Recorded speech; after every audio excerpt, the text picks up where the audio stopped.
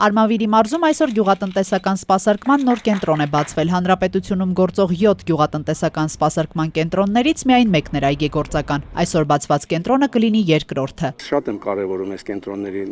ուրեմն դերը, որովհետև իրենք ոչ միայն